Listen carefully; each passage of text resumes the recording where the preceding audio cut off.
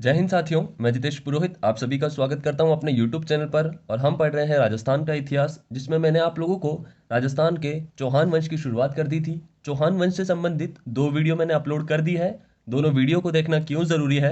क्योंकि पहली जो वीडियो थी उस वीडियो में मैंने आप लोगों को राजस्थान में चौहान वंश की जितनी भी शाखाएं हुई हैं, जैसे सांभर के चौहान, नाडोल के चौहान, अजमेर के चौहान, बूंदी के चौहान, रणथंभौर के चौहान, जालोर के चौहान, सिरोही के चौहान, इन सभी चौहानों के संस्थापक तथा उन्होंने स्थापना कब की थी, ये सभी सन बहुत अच्छे तरीके से वहाँ पर बताए गए हैं। इसीलिए उस वीडियो को देखना बहुत ज़रूरी है आप लोगों के लिए।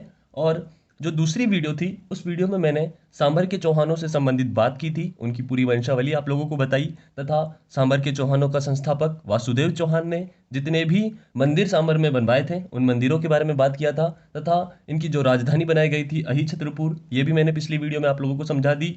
फिर उसके बाद चौहानों का प्रथम प्रतापी राजा तथा चौहानों का प्रथम स्वतंत्र राजा, ये सारी चीज़ें वहाँ पर बताई गई है। और हमने जो अंतिम वाला शासक पढ़ा था उन शासक का नाम था पृथ्वीराज चौहान प्रथम। क्या नाम था? पृथ्वीराज चौहान प्रथम। हम राजस्थान के इतिहास में कितने पृथ्वीराज पढ़ेंगे तो लगभग हमें 5 पृथ्वीराज पढ़ने होते हैं। सबसे पहले चौहानों की अगर बात करें तो चौहानों में ही हमें 3 पृथ्वीराज पढ़ने पड़ेंगे। पृथ्वीराज प्रथम जो हमने पिछली वीडियो में पढ़ लिया है, तथा पृथ्वीराज द्वितीय और पृथ्वीराज तृतीय जो हम अजमेर के चौहानों में पढ़ने वाले हैं। और ओवरऑल अगर मैं इतिहास की बात करूं तो हम पृथ्वीराज सिसोदिया के बारे में भी पढ़ते हैं और आमेर के पृथ्वीराज कछवाह के बारे में भी हम पढ़ते हैं। तो ये सभी बातें आप लोगों को याद रखनी है। पृथ्वीराज सभी अलग अलग है, सभी की जानकारियां भी अलग अलग है। बात करते हैं हम आज की वीडियो से संबंधित। आज हम क्या बात करने वाले हैं? आज का हमारा टॉपिक है अजमेर के चौहान, जिसमें मैं आपको अजमेर के चौहानों से संबंधित पूरी जानकारी देने वाला हूं तथा इनका संस्थापक आप सभी ने रट रखा है, अजयराज चौहान 1113 ईस्वी सन। कौन सा? अजयराज चौहान 1113 ईस्वी सन, ये आप लोगों ने रट रखा है। इसके बाद हम जितने भी शासक हुए हैं पहले मैं आपको समझा देता हूं और फिर उसके बाद मैं आपके नोट्स बनवा दूंगा। तो आप मेरे साथ पूरा वीडियो को ध्यानपूर्वक देखते रहें। और आप सभी के सहयोग से मेरे 150 से भी अधिक सब्सक्राइबर हो चुके हैं। तो हम आज का टारगेट रखते हैं 160 सब्सक्राइबर का। अगर आप लोगों ने सब्सक्राइब नहीं किया है तो सब्सक्राइब जरूर करें तथा पास बने हुए बेल आइकन को प्रेस कर दें, ताकि जब भी वीडियो आए आप लोगों को नोटिफिकेशन मिलता रहे। बात करते हैं हम अजमेर के चौहानों से संबंधित। मैं बस आपको पहले समझा देता हूं और फिर उसके बाद आप लोगों के लिए नोट्स बनवा दूंगा। तो अजमेर के चौहान को किस प्रकार से याद रखोगे? अजमेर का चौहान संस्थापक हुआ है हमारा अजयराज चौहान 1113 ईस्वी सन में। 1113 में ही अजमेर को बसाता है तथा घटबिटली दुर्ग का निर्माण करता है। और एक लोकप्रिय प्रश्न पूछा जाता है कि वह कौन सा शासक था जिसने अजमेर को अपनी राजधानी बनाया था? तो आपको नाम याद रखना है अजयराज चौहान। अजयराज चौहान ने ही अजमेर बसाया और उसे अपनी राजधानी बनाया। उसके बाद हम बात करेंगे, इन्होंने अजमेर में चांदी के सिक्के चलवाए तथा गढ़बिटली दुर्ग से संबंधित हम बात करेंगे। और उसके बाद हम इनके जो दो प्रसिद्ध युद्ध हैं, एक युद्ध हुआ था मालवा के शासक के साथ और दूसरा युद्ध हुआ था गुजरात के शासक के साथ। तो ये लोकप्रिय प्रश्न है, कई बार एग्जामों में पूछे जा चुके हैं। उसके बाद हम गढ़बिटली दुर्ग से संबंधित थोड़ी बातें करेंगे। गढ़बिटली दुर्ग का वर्तमान नाम सभी को पता है, तारागढ़ दुर्ग। कौन सा दुर्ग? तारागढ़ दुर्ग। ये सभी को पता है। ये नाम किसने दिया? पृथ्वीराज सिसोदिया ने दिया। ये बातें भी आप लोगों को पता है। उसके बाद हम बात करेंगे अर्णोराज के बारे में। अर्णोराज जिनके हम दो युद्ध पढ़ेंगे, दो पत्नियां पढ़ेंगे और 4 बेटों के बारे में पढ़ेंगे। एक बेटा उनका ऐसा भी होगा जो उन्हीं की हत्या कर देगा और वही कहलाएगा चौहानों का प्रथम पितृहंता। ये सारी बातें हम इस वीडियो में डिस्कस करने वाले हैं। तथा उसके साथ साथ हम अनासागर झील के बारे में पढ़ेंगे। अनासागर झील मैंने आपको राजस्थान ज्योग्राफी में पहले ही पढ़ा दी है। अगर आप लोगों को उस वीडियो को देखना है तो डिस्क्रिप्शन में आप लोगों को प्लेलिस्ट मिल जाएगी, जिसमें राजस्थान की ज्योग्राफी में 42 वीडियो आ चुकी है। उन वीडियो को एक बार जरूर देख लें। राजस्थान की ज्योग्राफी आप लोगों की बहुत अच्छे से क्लियर हो जाएगी। और उसके बाद अगर हम बात करें तो अर्णोराज के 4 बेटे, और अर्णोराज के बाद जो अजमेर के शासक बनते हैं उनका नाम है विग्रहराज चतुर्थ। विग्रहराज चतुर्थ के बारे में भी हम कल की वीडियो में पढ़ेंगे, लेकिन आपको मैं बता देता हूं किस प्रकार से याद करोगे। विग्रहराज चतुर्थ जो हरिकेली ग्रंथ लिखते हैं तथा इसके साथ साथ एक संस्कृत पाठशाला बनाते हैं। उस पाठशाला को कुतुबुद्दीन ऐबक तोड़ेगा और वहीं पर 2.5 दिन का झोपड़े का निर्माण करेगा। और विग्रहराज चतुर्थ वह प्रथम शासक है जिन्होंने दिल्ली पर आक्रमण किया और दिल्ली को जीत लिया। फिर उसके बाद हम बात करेंगे पृथ्वीराज द्वितीय के बारे में। पृथ्वीराज द्वितीय जो भीलवाड़ा में अपनी बेटी के नाम से एक महल बनवाएगा। ये सारी बातें आप लोगों को बताने वाला हूं। तथा उसके बाद में हम सोमेश्वर के बारे में पढ़ेंगे। सोमेश्वर जिन्हें दिल्ली दहेज में मिली थी, और सोमेश्वर के पुत्र का नाम पृथ्वीराज चौहान तृतीय पृथ्वीराज चौहान के बारे में मैं आपको एक अलग से स्पेशल वीडियो बना के दूंगा, तो उस वीडियो का इंतजार जरूर करें। तथा आज की जानकारी अगर आप लोगों को अच्छी लगती है तो आप इसे अपने मित्रों में शेयर कर सकते हो। मेरे पास जितने भी साधन हैं, बस मेरा ज्ञान आप लोगों को एक पेन एक पेज के माध्यम से प्रोवाइड कर रहा हूँ। अगर जानकारी अच्छी लगती है तो इस वीडियो को लाइक ज़रूर करें और जितना हो सके उतना इसे अपने मित्रों में शेयर करते रहें। तो चलिए शुरुआत करते हैं अजमेर के चौहानों से संबंधित। किस प्रकार से याद करोगे ये मैंने आप लोगों को बता दिया, लेकिन अब हम इसे डिटेल में पढ़ते हैं, एक एक शासक को अच्छे से पढ़ते हैं। सबसे पहले अजमेर के चौहानों का संस्थापक आपको नाम याद रखना है, अजयराज चौहान। तथा इसके साथ साथ इन्होंने स्थापना कब की थी तो ये भी आपको याद रखना है। 1113 ईस्वी सन में इन्होंने अजमेर की स्थापना की थी और अजमेर को ही राजधानी बनाया व गठबीठली दुर्ग का निर्माण किया। 3 काम किए इन्होंने। पहला काम अजमेर बसाया तथा अजमेर को ही राजधानी बनाया,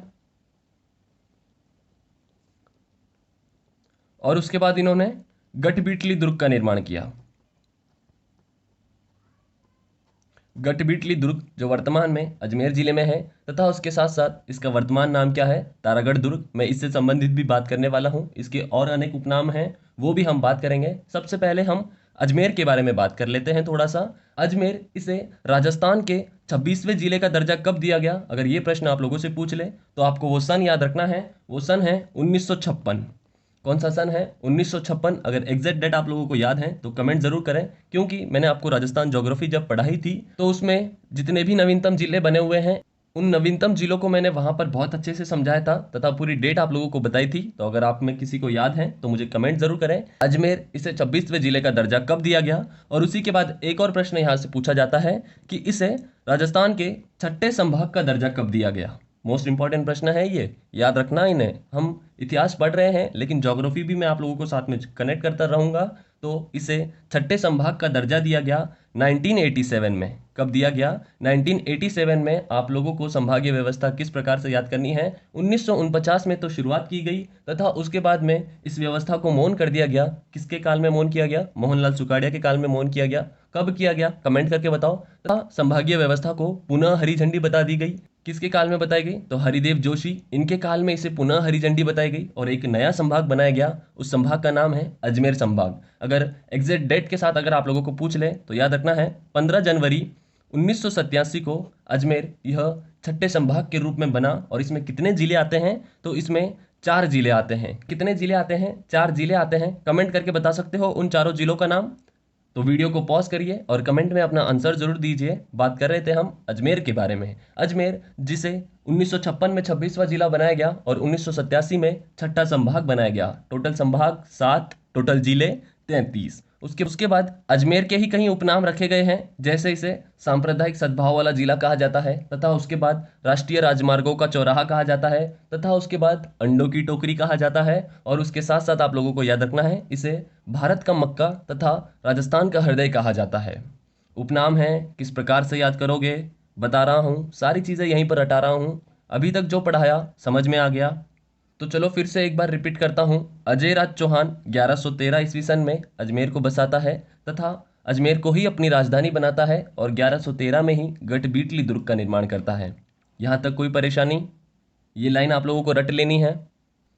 दोहराओ मेरे साथ, 1113 में अजमेर की स्थापना कौन करेगा, अजयराज करेगा तथा अजमेर को ही अपनी राजधानी बनाएगा और उसके बाद गठबीठली दुर्ग का निर्माण करेगा।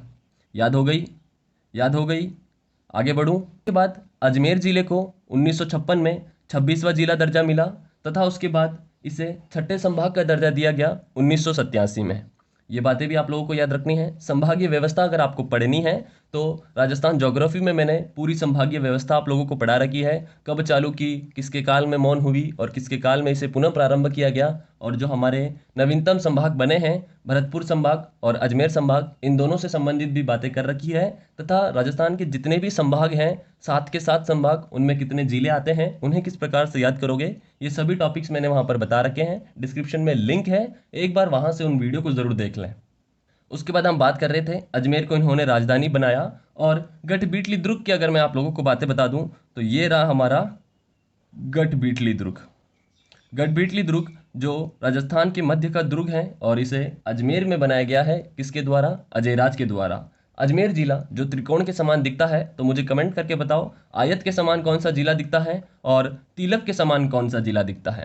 अजमेर जिसे बसाया गया 1113 ईस्वी सन में, और उसी के साथ अगर आप याद रखना चाहो तो आप उदयपुर को कब बसाया ये भी याद रख सकते हो, जोधपुर को कब बसाया ये भी याद रख सकते हो, और जयपुर को कब बसाया ये भी याद रख सकते हो। तो 1113 याद हो गया। उसके बाद जोधपुर 1459 जो राव जोधा बसाते हैं, और उसके बाद उदयपुर आप लोगों को याद रखना है 1559, 1459 1559 याद हो गया। कोई डिफिकल्ट नहीं है, बहुत इजी है, बस इसे नोट करो और इसे दोहराते रहो, बहुत ही इजी है।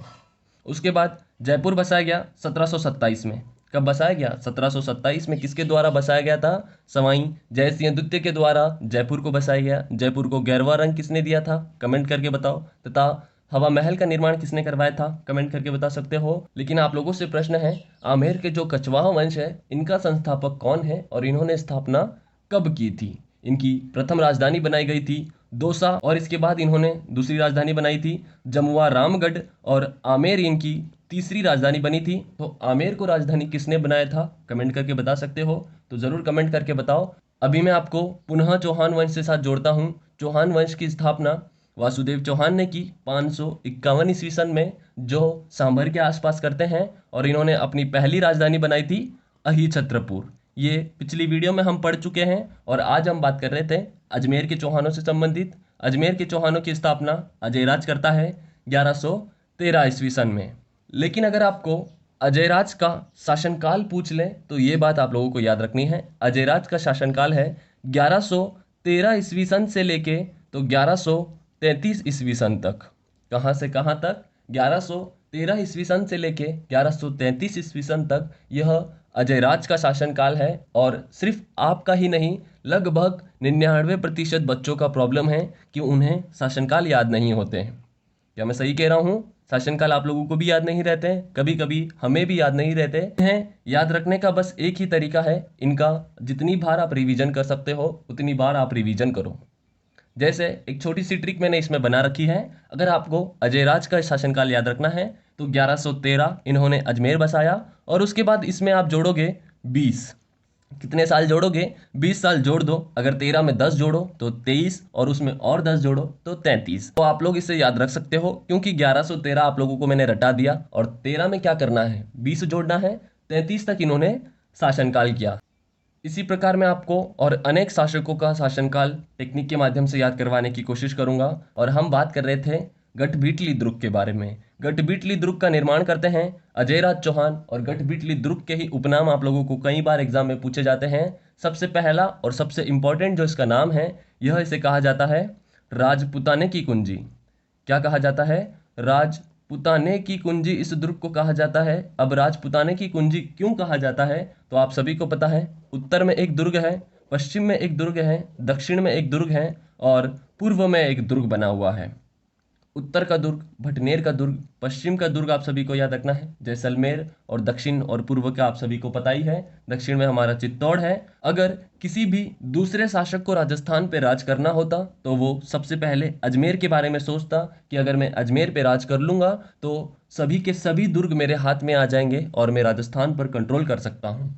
तो इसीलिए इसे राजपुताने की कुंजी कहा जाता है, तथा उसके बाद इसे राजस्थान का जिब्राल्टर भी कहा जाता है। ये दो नाम आप लोगों को रटने हैं। और उसके बाद तो राजस्थान का हृदय कहते हैं तथा अरावली का अरमान कहते हैं। अरावली का अरमान, अरावली से दो प्रश्न अजमेर से संबंधित पूछे जाते हैं कि मध्य अरावली की सबसे ऊंची चोटी कौन सी है? नाम कमेंट करके बताओ। अरावली को 3 भागों में बांटा गया है, उत्तरी अरावली, मध्य अरावली, दक्षिणी अरावली। तीनों अरावलियों की ऊंची चोटी मैंने आप लोगों को बता रखी है, तथा अरावली की जो 10 सबसे ऊंची चोटियां हैं इनसे संबंधित जानकारी दे रखी है। और सबसे नीची चोटी जो जयपुर में स्थित है उसका नाम है बैराट, तथा उसकी ऊंचाई कितनी है? 704 मीटर। कितनी ऊंचाई है? 704 मीटर। ये अरावली का जब मैंने आप लोगों को पढ़ाया था राजस्थान ज्योग्राफी में तो वहां पर समझा रखी है। आप चाहो तो डिस्क्रिप्शन से उस प्लेलिस्ट को ऑन कर सकते हो और उन वीडियो को आप जरूर देख सकते हो। बात कर रहे थे हम, इसे राजस्थान का जिब्राल्टर कहा जाता है। तो मुझे कमेंट करके बताओ कि इसे राजस्थान का जिब्राल्टर किसने कहा, क्योंकि ये प्रश्न कई बार एग्जामों में पूछे जा चुके हैं। उसके बाद इसे अरावली का अरमान कहा जाता है। ये याद करने वाली कोई चीज नहीं है, आप लोगों को पता है, तो इसे इतना रटने मत लग जाना। बस दो नाम रटने हैं, राजपूताने की कुंजी तथा राजस्थान का जिब्राल्टर। उसके बाद जो इसका वर्तमान नाम है ये मोस्ट इंपॉर्टेंट है। इसका वर्तमान नाम है तारागढ़ दुर्ग। कौन सा दुर्ग? तारागढ़ दुर्ग। इस दुर्ग में कौन कौन से महल बने हुए हैं? सबसे पहले आपको याद रखना है रूठी रानी का महल। किसका महल? रूठी रानी। और रूठी रानी राजस्थान में कोई एक ही नहीं है, दो तीन रानियां हुई है, लेकिन जो सबसे प्रसिद्ध रूठी रानी है उनका नाम है रानी उमादे। क्या नाम है? रानी उमादे। करण सिंह भाटी की यह पुत्री रहती है, जिनका विवाह किससे होता है? मालदेव राठौड़ के साथ होता है। और विवाह के पहले ही दिन ये मालदेव राठौड़ से नाराज हो जाती है और अपना पूरा जीवन तारागढ़ दुर्ग में बनाती है। तो यहीं से प्रश्न कई बार पूछा जा चुका है कि रूठी रानी का महल कहाँ पर बना हुआ है? तो अजमेर, तारागढ़ दुर्ग। अब तारागढ़ दुर्ग ही राजस्थान में दो है, एक अजमेर में है और एक बूंदी में है, तो आपको कंफ्यूज नहीं होना है, यह बना हुआ है अजमेर वाले तारागढ़ दुर्ग में। उसके बाद एक और प्रश्न आप लोगों से पूछना चाहूंगा, रूठी रानी का चित्रित महल कहाँ पर बना हुआ है? कमेंट जरूर करके बताएं। तथा इनका जो तारागढ़ नाम था यह पृथ्वीराज सिसोदिया ने दिया था अपनी पत्नी ताराबाई के नाम पर। पृथ्वीराज सिसोदिया यहाँ पर आते हैं अपनी पत्नी के साथ, और यहाँ पर आने के बाद उनकी पत्नी इस दुर्ग से संबंधित एक टिप्पणी कर देती है कि यह दुर्ग एक खंडर के समान दिखाई दे रहा है और मेरा यहाँ पर मन नहीं लग रहा। इसीलिए वह इस दुर्ग की पुनः मरम्मत करवाते हैं और अपनी पत्नी के नाम पर यह दुर्ग का नाम रख देते हैं तारागढ़ दुर्ग। ये कहानी आप लोगों को पता है, तथा पृथ्वीराज सिसोदिया जब पढ़ाऊंगा तब वहां पर बहुत अच्छे से समझा दूंगा ताराबाई के साथ उनका विवाह कैसे हुआ तथा ताराबाई कहाँ की राजकुमारी थी। अगर आप लोगों को पता है तो मुझे कमेंट करके बताओ कि पृथ्वीराज सिसोदिया का ससुराल कौन सा है, तथा उनके ससुर जी का नाम भी आप लोग बता सकते हो। यही प्रश्न को अगर थोड़ा और चेंज कर दूं तो मुझे बताओ ताराबाई के पिताजी का नाम क्या है तथा ताराबाई कहाँ की राजकुमारी थी? अपना आंसर मुझे कमेंट जरूर करके बताओ। वरना तो पृथ्वीराज सिसोदिया आप लोगों को पढ़ाने वाला हूँ, वहां पर पृथ्वीराज सिसोदिया से संबंधित सारी बातें बता दूंगा। पृथ्वीराज सिसोदिया जो इतना तेज धावक था, इसी कारण इसे उड़ना राजकुमार का नाम दिया गया। तो ये बातें आप लोगों को याद रखनी है, परेशान होने वाली कोई बात नहीं है। अभी मैं ज़्यादा बातें नहीं जोड़ूंगा क्योंकि अजेरा समझना थोड़ा डिफिकल्ट है, इसीलिए मैं आप लोगों को सिंपल माध्यम से बता रहा हूँ। अजय राज को किस प्रकार से याद करोगे? बस दो लाइन याद करनी है। अजमेर बसाया 1113 में, राजधानी बनाया व गढ़बिटली दुर्ग बना दिया। इसके बाद तो आप गढ़बिटली दुर्ग को अलग से पढ़ सकते हो, अजमेर जिले को अलग से पढ़ सकते हो, और अजय राज तो मैं आप लोगों को बता ही रहा हूँ। गढ़बिटली दुर्ग की हमने बात कर ली तथा अजमेर की हमने बात कर ली। अब हम बात करेंगे, इन्होंने अजमेर में चांदी के सिक्के चलवाए। क्या चलवाए इन्होंने अजमेर में? चांदी के सिक्के चलवाए। और उन सिक्कों का नाम कई बार एग्जाम में पूछा जा चुका है कि जयदेव नामक सिक्के कौन से शासक ने चलवाए? तो आप लोगों को बताना है जयदेव नामक सिक्के अजयराज चौहान ने चलाए। और इन सिक्कों की एक विशेषता है, वो आप लोगों को याद रखनी है। आप लोगों से अगर प्रश्न पूछ ले कि जयदेव नामक सिक्कों पर कौन सी राजकुमारी का नाम लिखा हुआ है, तब आप बताओगे जयदेव नामक सिक्कों पर अजयराज चौहान ने अपनी पत्नी, सगी पत्नी थी इसकी, अपनी पत्नी सोमलेखा, और इन्हीं का नाम सोमलवती भी मिलता है, इनका नाम अंकित करवाया।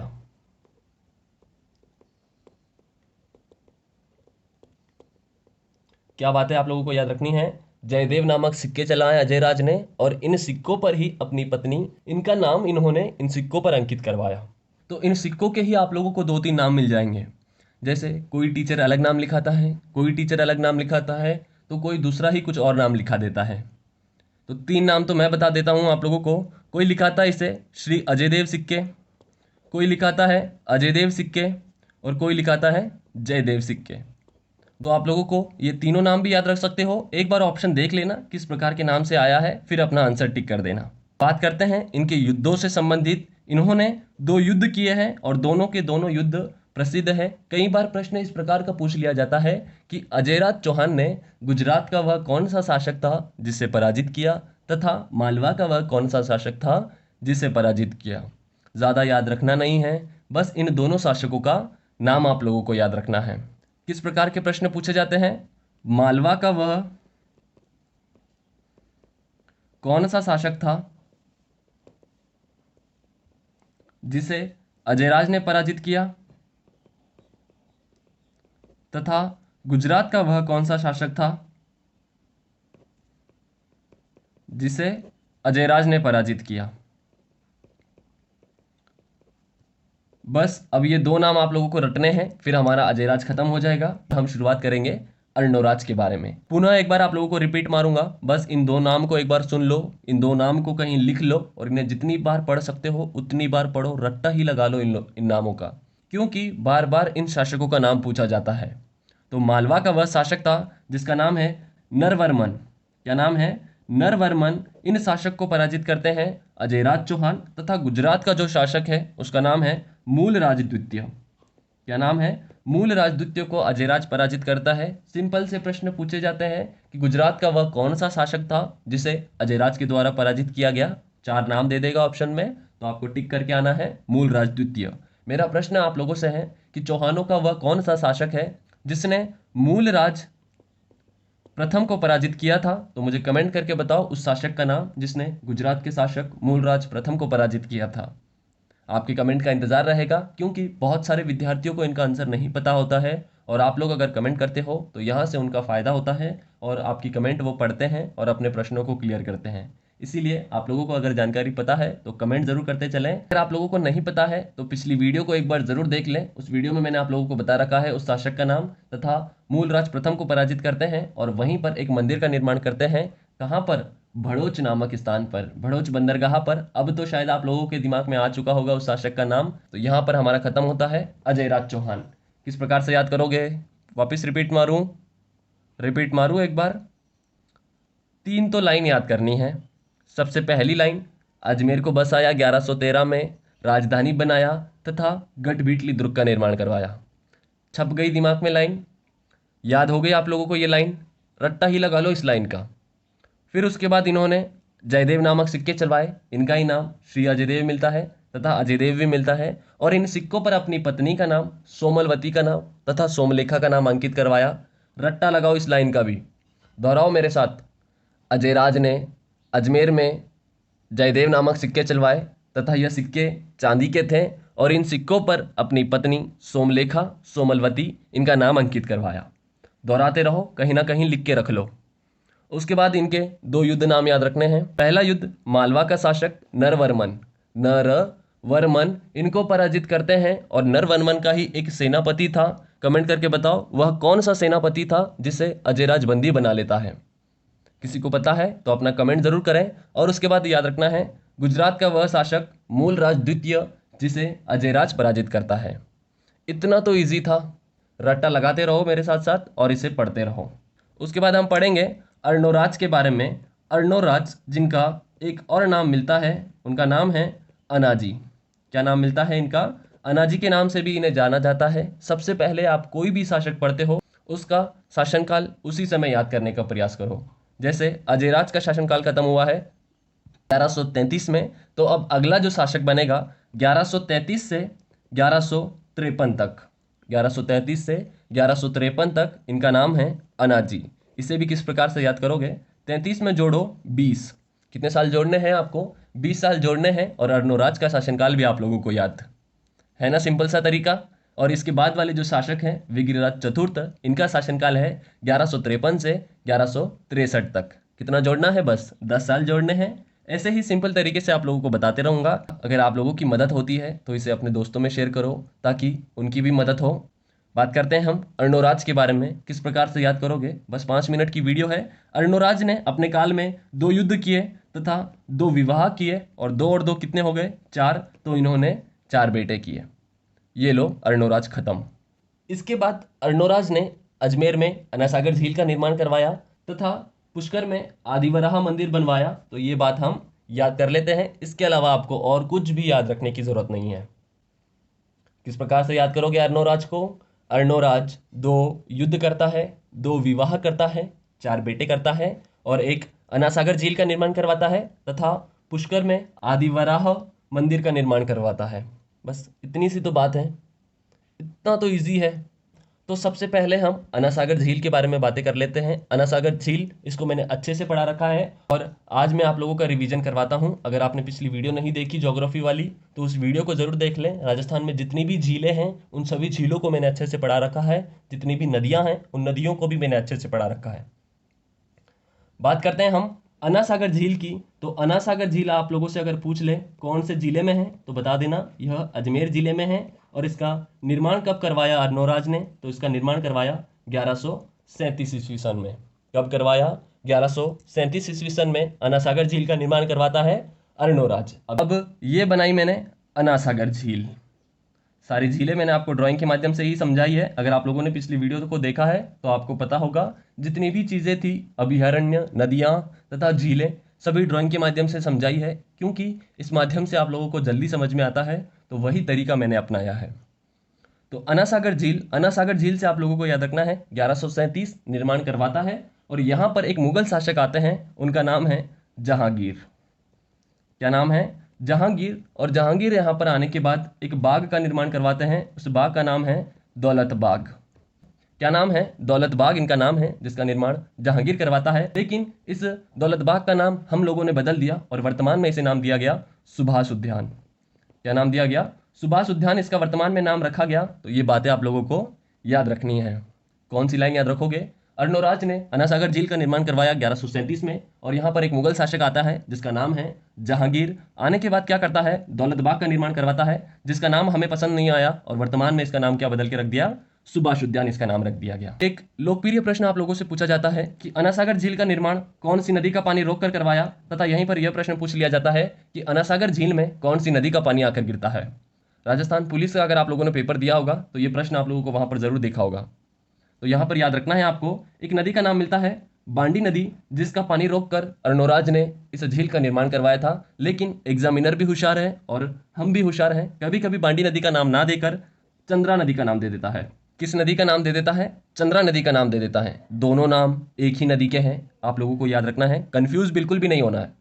अर्नोराज ने बांडी नदी तथा चंद्रा नदी दोनों नाम एक ही है, एक ही नदी के नाम है, याद रखना है, कंफ्यूज नहीं होना है। इस नदी का पानी रोककर अन्ना सागर झील का निर्माण करवाता है 1137 ईस्वी सन में। और यहाँ पर आता है जहांगीर, जो दौलत बाग का निर्माण करवाएगा और जिसका नाम हम लोगों ने क्या रख दिया? सुभाष उद्यान रख दिया। जहांगीर के बाद आप लोगों को याद रखना है इसी का बेटा शाहजहां। शाहजहां भी अन्ना सागर झील के पास आता है और यहाँ पर बारादरी का निर्माण करवाता है। क्या निर्माण करवाता है?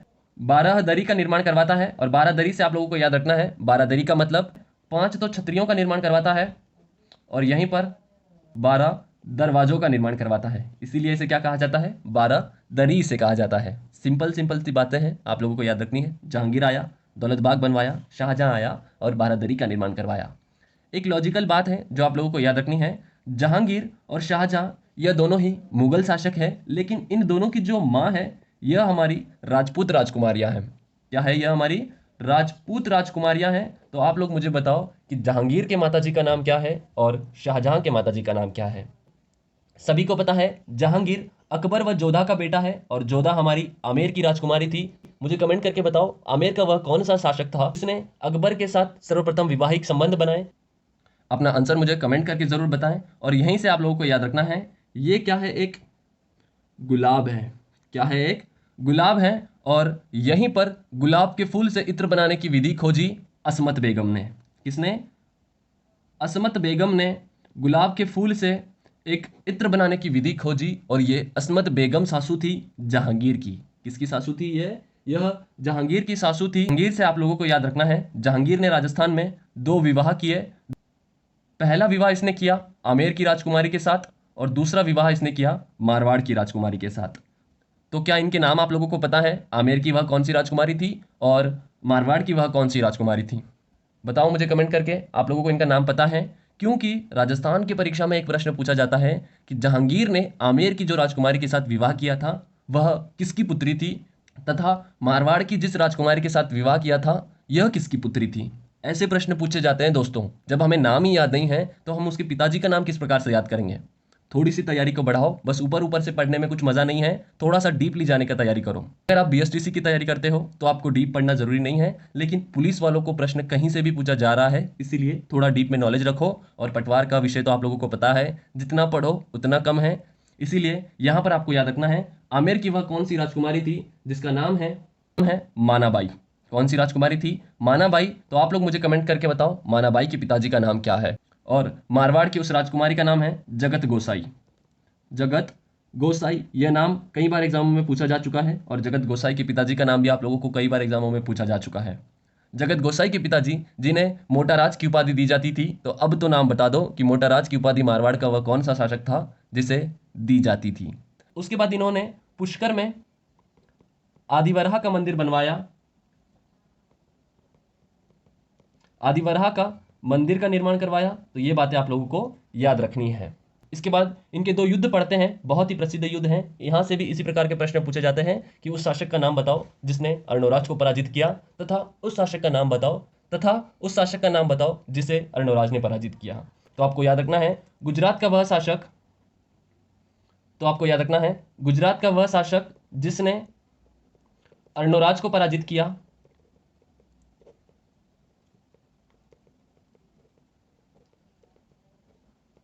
और उस शासक का नाम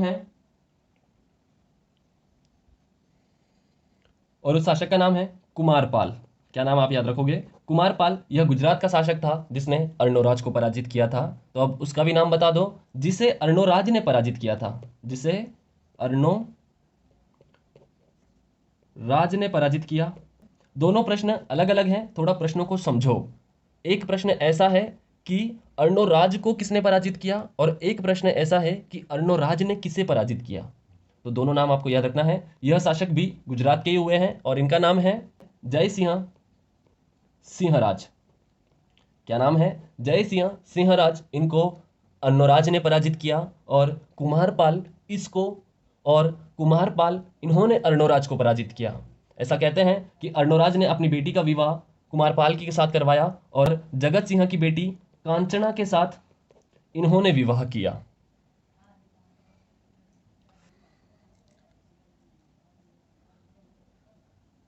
क्या बताया मैंने आप लोगों को? अभी तक जो बताया ये समझ में आया या दिमाग के ऊपर से निकल गई? कि गुरुजी दिमाग के ऊपर निकल गई यार माँ के। तो चलो कोई बात को नहीं, रिपीट कर रही हो, वापस रिपीट कर रही हो। बात सुनो हमारी।